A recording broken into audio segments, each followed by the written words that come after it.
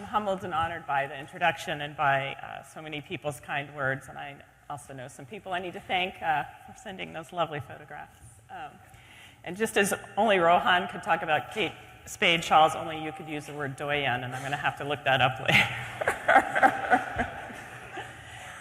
I spent a lot of time thinking about what has been, why I have such a deep affection for this association. It's really become a part of me. And while I can't lie that coming to beautiful Miami when you live in March or February, when you live in Wisconsin or Michigan, is certainly a positive draw, it really came down more to the fact that this has really become a family of sorts. And while I love my family more than anything and hate being away from them, I sort of look forward to this meeting each year like a vacation as well, because I know I get to see friends that really are very important to me. And while you might question this family, and they might be the family that you keep hidden in some instances, it really has been these deep friendships that have developed. And while my children are here, I'll tell you, everyone had a seatbelt on before that car moved.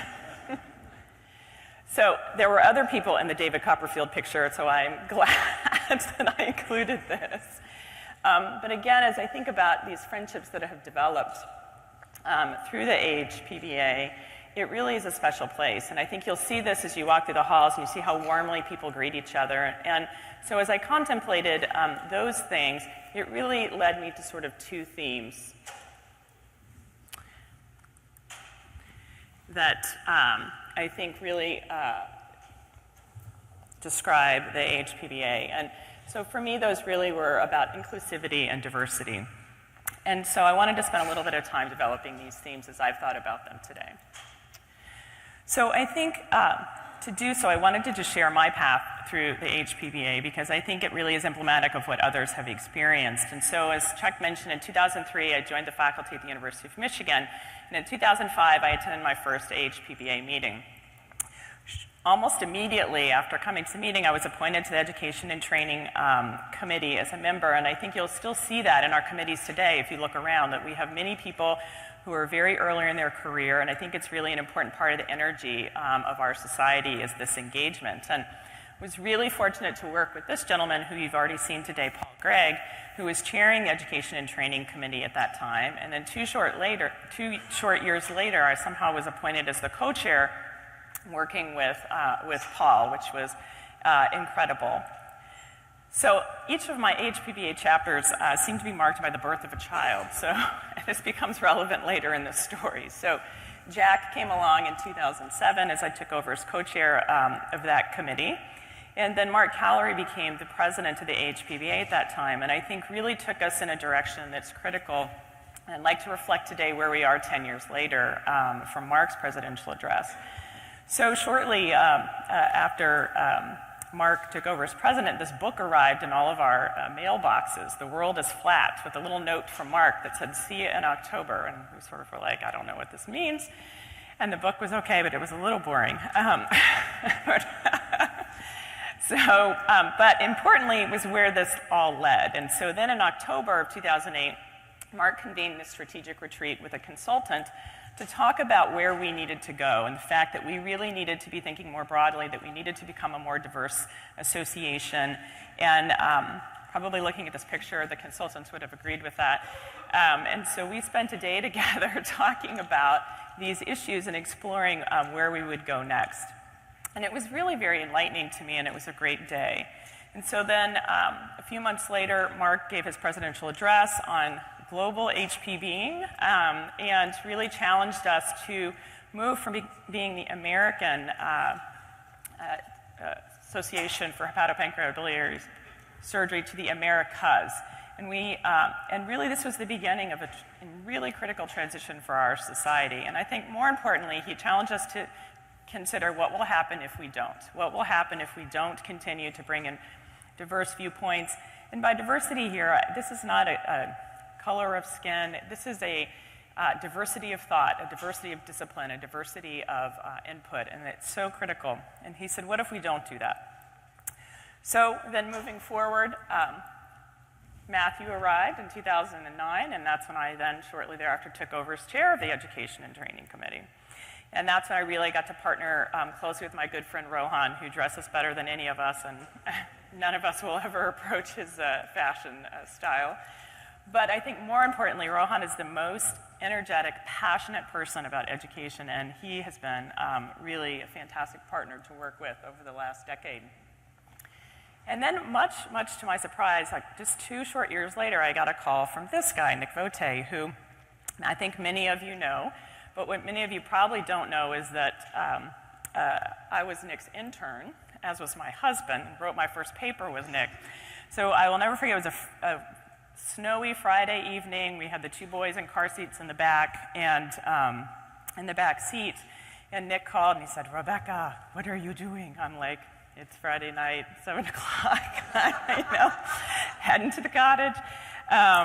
And then it was a very long conversation that took about 45 minutes, where Nick said, "Rebecca, we'd really like to promote you in the society. We'd like you to do this job. It's a very important job, and we would like you then to move into being an officer, and you'll be the first woman president, et cetera." And I said, "Oh, well, thank you very much, Nick, but I don't think it's the right time. I have a lot of things that I still want to do in education and training, and it's not the right time.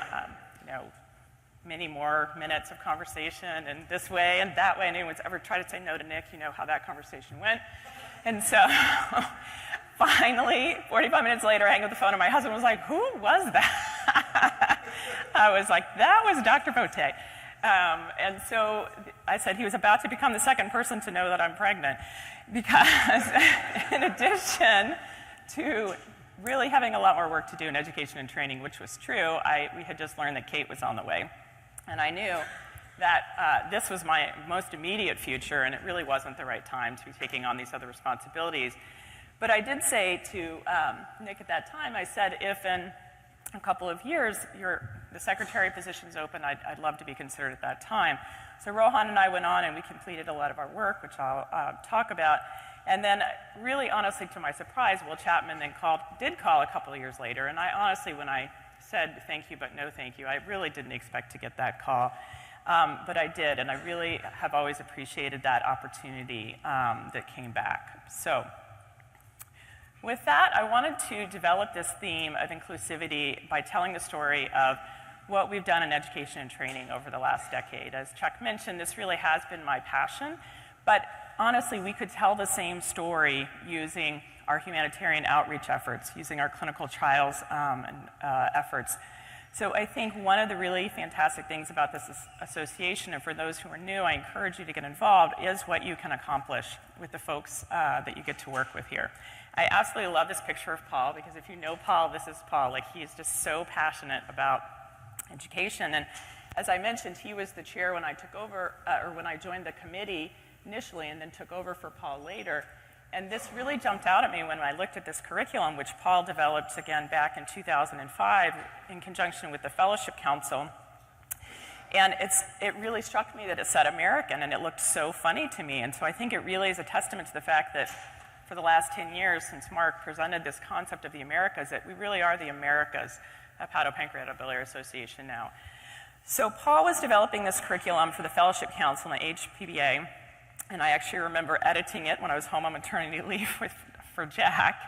And he, as you'd expect, put his heart and soul into this. It's an absolutely beautiful curriculum, totally comprehensive, and this was our curriculum for our HPB fellowships to be delivered through the Fellowship Council. But from there, we really wanted to take this curriculum and bring it to life. And so then through the committee, we were able to develop really an online platform to try to take this curriculum, but actually dive in, as we should in fellowship, and focus on the judgment, the decision making, not just memorizing a bunch of things or looking at textbooks, but how can we bring this forward. And so we built on the MyHPB platform the curriculum using these discussion boards. This was one moderated by Sharon Weber, where a case was presented and the fellows interacted. Mike D'Angelica did another one on metastatic colorectal metastases, and these take place every month. I'll say this continues to be a process that evolves, and now our fellows, as you would expect, would like much more real-time interaction, and so this will probably evolve in the next iteration as more of a Twitter chat sort of everybody online at the same time sort of discussion. But I think as you read these discussions, you see the decision-making being brought out from that curriculum in terms of how do you make these decisions, how do different people manage these things, which is really great to see. And this is available worldwide for people to see. Tara Kent really took the leadership on putting together these curricular modules, also on the MyHPB platform, but really focused on primary literature. Again, textbooks are out of date the minute that they're published, so putting the curriculum in this form with primary literature that can be updated as new data emerge. The most recent addition to this platform are these modules that have been developed by Caroline Moulton's group, which focus on this concept of slowing down. So expert surgeons know when to slow down in an operation because they're anticipating this is the difficult part of the case. But how do we teach that? And we ideally don't teach that by letting somebody, drive themselves right into the portal vein or into the vena cava, et cetera. So you'd like them to learn what you know, but it's a hard thing to teach other than learning from experience. And so Carolyn and the group in Toronto, who I applaud, have put together these videos really trying to expose that decision-making in a way that demonstrates that we all think about things differently, importantly, but also then creating these modules in a way that introduces the case, talks about the preoperative review and the imaging analysis, where am I thinking about slowing down, both from the operating surgeon but then a consulting surgeon. And you'll see they think about different things, just as you'd expect. It's the ability to now learn from multiple expert surgeons. How are multiple experts assessing this case? Then the unedited video of the actual operation, which is what all of our fellows want. They don't want the beautifully edited, all the bleeding, there's no bleeding that happens in the operating room videos, but the actual video of the operation.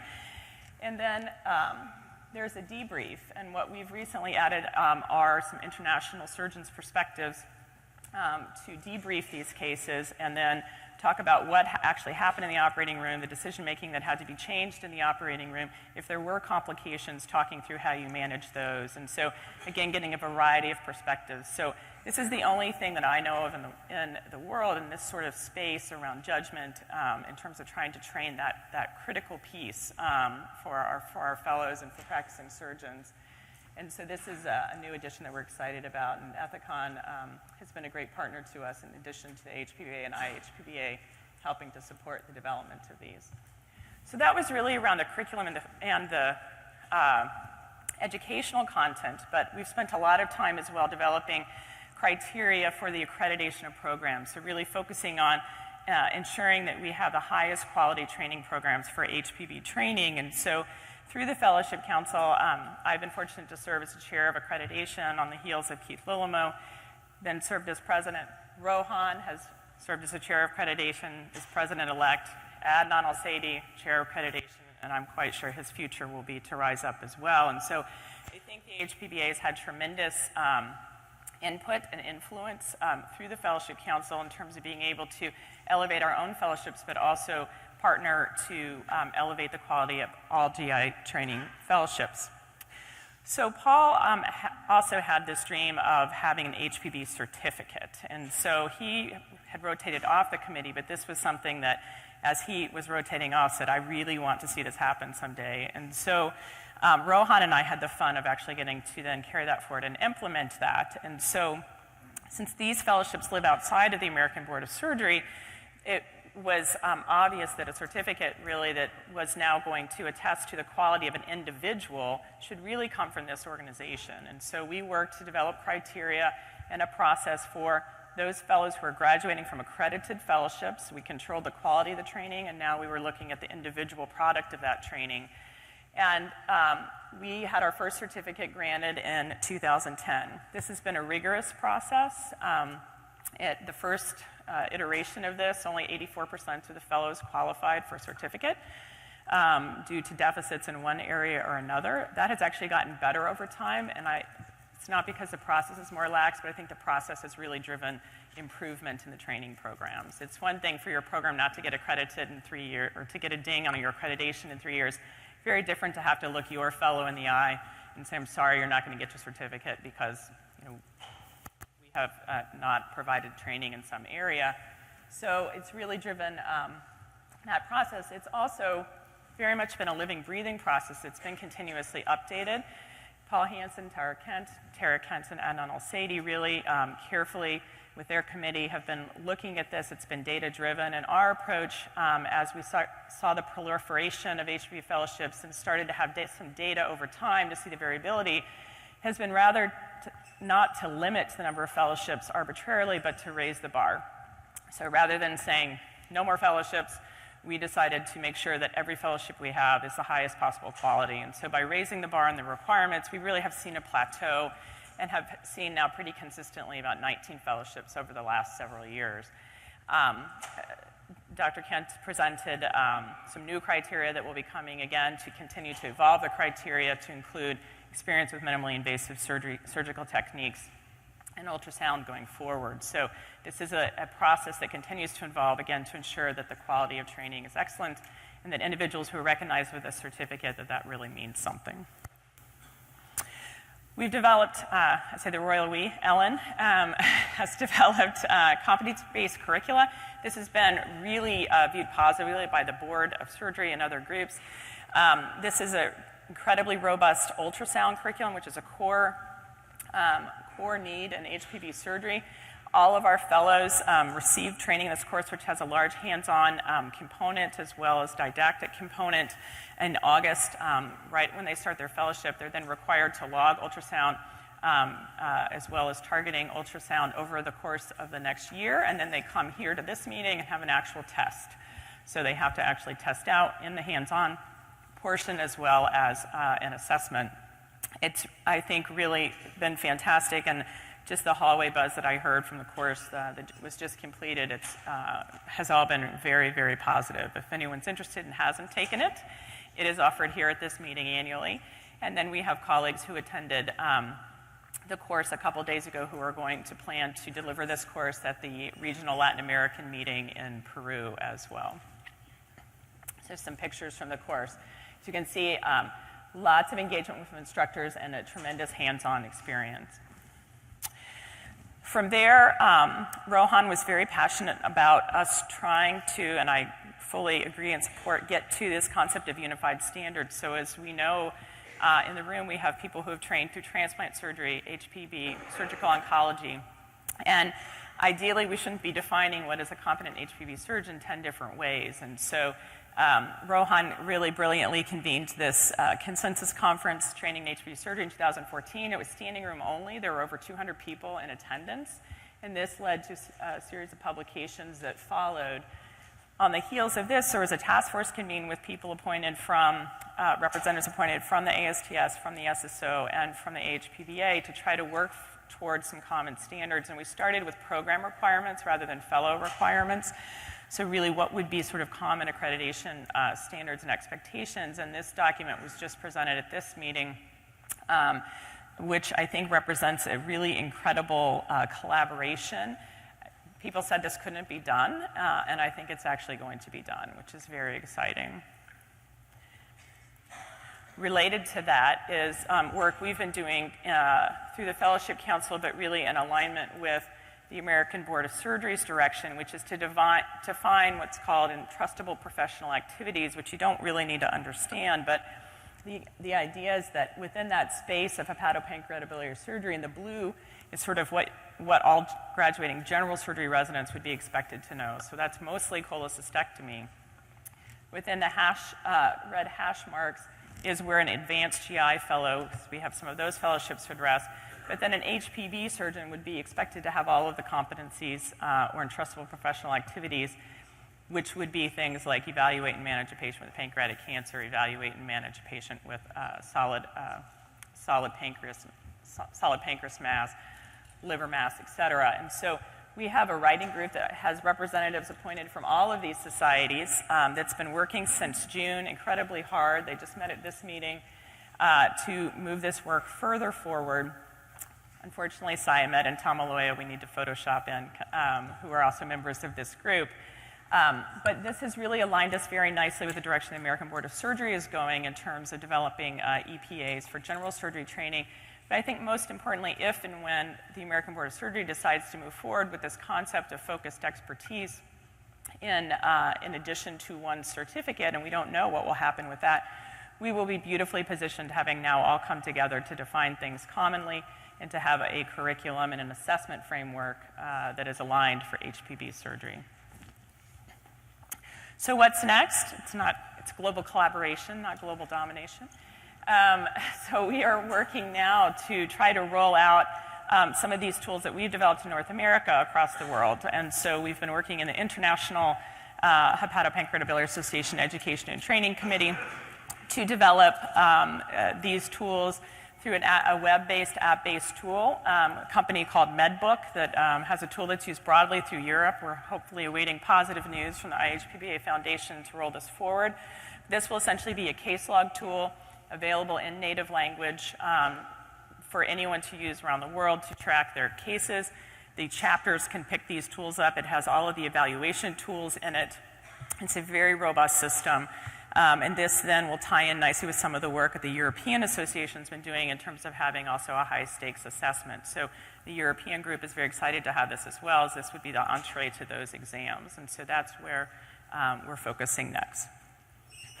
So I wanted to shift gears just slightly, but I think it ties in nicely and talk about what's happened since Mark's address 10 years ago. And if you look at this map, I think it's really remarkable. So we have 18 chapters now in the Americas. There's only a few countries where we don't have an HPBA chapter at this point. And the engagement that we see from these groups is really remarkable. When we look at our membership criteria over the same time, we've seen year-over-year growth, and we have 24% of our members now being from Latin America, and this is just in the last few years where we've really seen this take off. And obviously Javier Lindoir has been a huge driver of passion and energy behind this, but I think now it's really, it's established, and it's moving forward, and it's moving on to the next level at this point. But I don't think I really appreciated the importance of this until I had an opportunity to go to some of these chapter meetings. And I will tell you, it was a stress at first, because I was like, how can I possibly do this? 3 small kids, all of these things.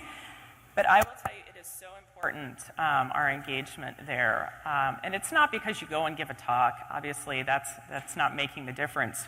But what makes a difference is the fellowship that develops through participation in these chapter meetings, and the capacity that's being built in these countries as these chapters gain a foothold is truly, truly improving the quality of HPB surgical care in Latin America. And the growth that I've seen just in the last few years in terms of how organized these chapters are, what they're able to do, and the quality of care that they deliver is really very impressive. And I will tell you, they do this with far fewer toys and tools than we have at our disposal. It's very, very impressive.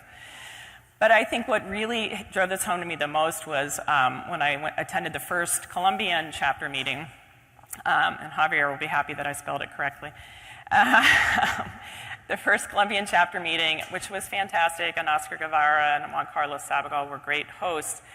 But at the end, and I wish I had a picture of this, as Elijah and myself and Javier were waiting outside to leave, this entire line of young Colombian HPB surgeons was standing at the hotel checkout to check out. And we were like, they weren't staying there. We were like, why are they all in line? And apparently all of the industry funding hadn't come through yet, and they, on their individual personal credit cards, were dividing up the cost of the meeting on their personal credit cards until they could get paid back from their industry sponsors. And it was, it really, I think Elijah and I were like, can we give you our credit card? It was, and we have been assured that they did get their money eventually. But I think just their commitment to making this chapter happen and to putting this meeting on was so deeply personal, and they were so committed. It was really, really remarkable to see. So another area of diversity that's sort of been put on my radar in recent times, which I will tell you has not been a core part of me through most of my career, has been this idea of women in HPB surgery. And I will tell you, this happened quite organically. For those of us who have been coming to the meeting for a long time, we kind of look around and say, wow, look at all the women.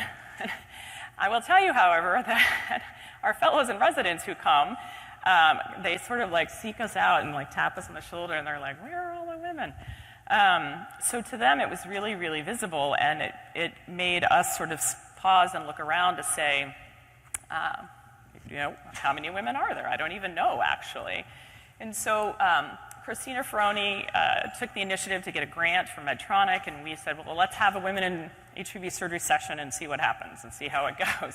And it just happened that the next meeting was actually in Sao Paulo, and so I really didn't know what would happen with that. So but we said, let's go ahead. We have this grant. So we had this reception, and honestly, I was shocked. There were so many women who showed up at this session from all over the world. As you will see, most of them are quite young, and I think that's a part of this phenomenon, is that there are all these young women coming in who are interested in HPV surgery, and they're sort of looking around and feeling that there's a gap in terms of mentorship for them. I have always had male mentors, but I think this is increasingly important to them, and have had an opportunity then to build on some of those relationships. And so then I said, well, I wonder what our data actually is. And unlike our growth in our Latin American membership, it's actually really quite flat, which surprised me. We have actually a few more members, but we only have 130 active members that are women in the organization, and it's been pretty consistently 13% over the last several years. I will, however, point out that our 13% is kicking your butt. Just had to put that in there. Okay, so the pipeline looks different, though, and when we look at our candidate members, you'll see that 30% are women versus the 13.5% of our active members, and we see the exact same thing in Latin America, where it's 8% versus 15% for candidate members. And I think the thing that probably really drove this home to me in terms of being an important issue was when I traveled. It made me actually very uncomfortable, but every chapter meeting I went to, I would be surrounded by these female residents, medical students, and young faculty who are all women who would just come up in like a flock and were so clearly looking for something. Some sort of sign that this was a path for them, some sort of sign that this was possible, and really got to establish relationships with a couple of HPV surgeons, one in Chile, Patty Robledo, who you heard was just one of the traveling scholars who was great, actually ended up coming to Wisconsin, which she had set up before I even knew I was going to be there. And then Monica Uribe from Peru, and another Peruvian surgeon, Cecilia, whose picture I don't have here. And I've done some academic work now with Patty, and Monica and I stay in close touch as well. And it's been really fulfilling to have an opportunity to work with them and to sort of see things through their eyes. And they have some challenges. I think that there's absolutely a path for them, but I think that it is a lot more challenging than it is in North America. So why does this matter? It's this concept of you cannot be what you cannot see, and Patty's going to present some data here at this meeting where she surveyed all of the residents in Chile with a 60% response rate, which I find really quite remarkable. Clearly the residents are more compliant in Chile than they are in North America.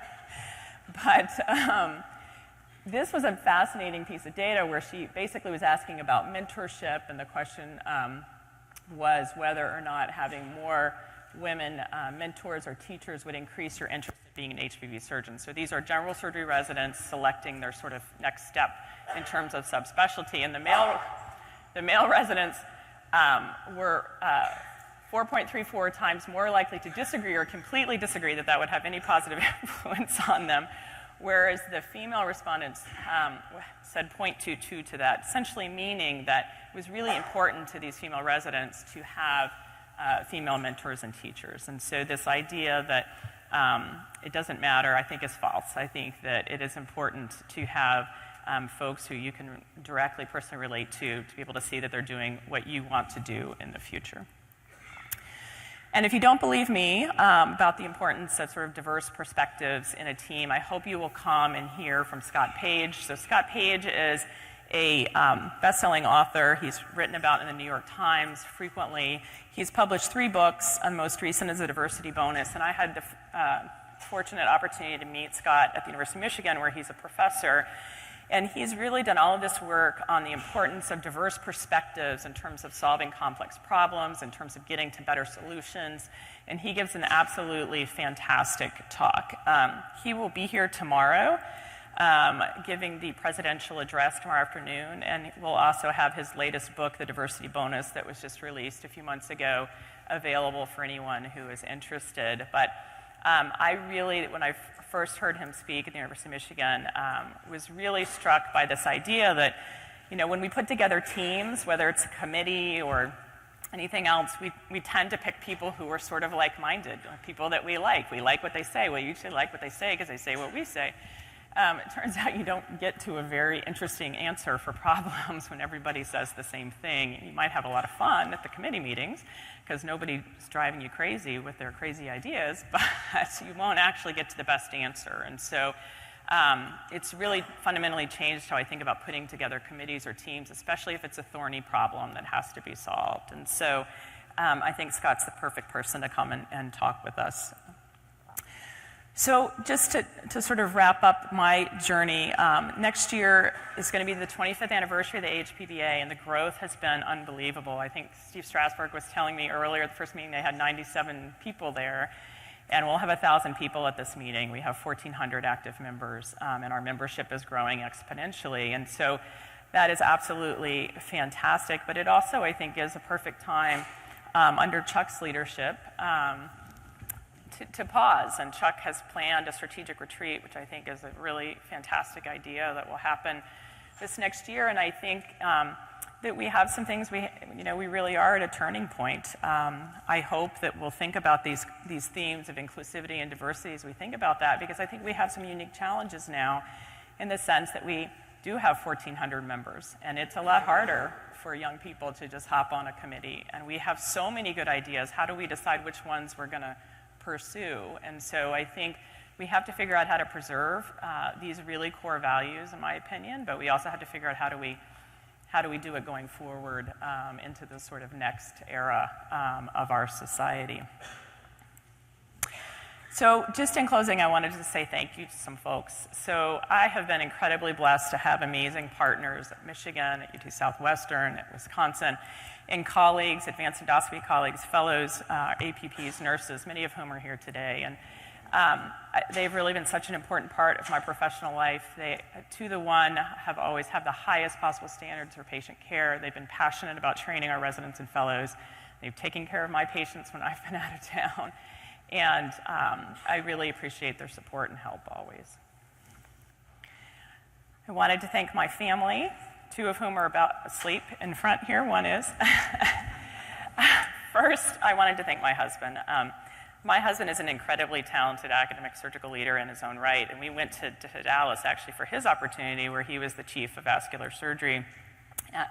He's known for venous VTE, that's easier to say, and filters coming from Michigan, sort of took over Dr. Greenfield's area of expertise in this. And so we went to Dallas for John's opportunity, and he did an incredibly amazing job. And in fact, as we were leaving Dallas, I don't know how many people came up to me and said, well, we're really sorry to see you go, but we're really going to miss your husband. I'm like, thanks. But I think it's absolutely true. And in fact, Matt Premko, who's one of my partners, who was also recruited by Mike Chody, would come up to me and say, John Rechtenwald was Mike Chody's best recruit. And I'm like, thanks, Matt.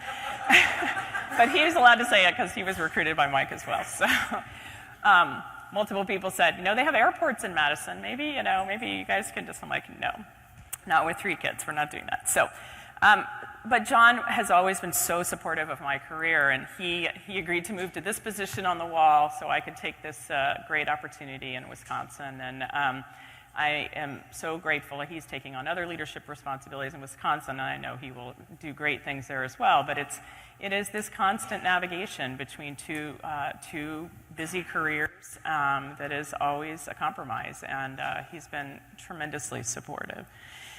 While we spend some time together in the OR and not much, it's really his dedication to our family, which is, I think, his highest priority. And I much prefer to remember these times than the time in the OR, because usually it means there's some bleeding vessel that I need help with. And he's just an incredibly dedicated father to our kids. And I hope that you all know, our top priority always.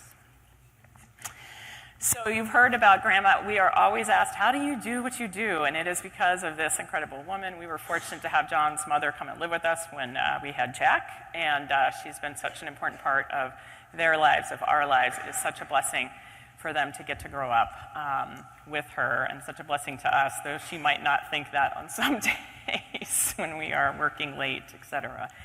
And we did have to make a quick trip to Eddie Bauer shortly after arriving in Wisconsin because it was incredibly cold. So thank you, Lucy. And you're going to kill me for these pictures, but I love these pictures. So you have to know how far above and beyond she goes when Santa Claus showed up with this great gift on Christmas morning.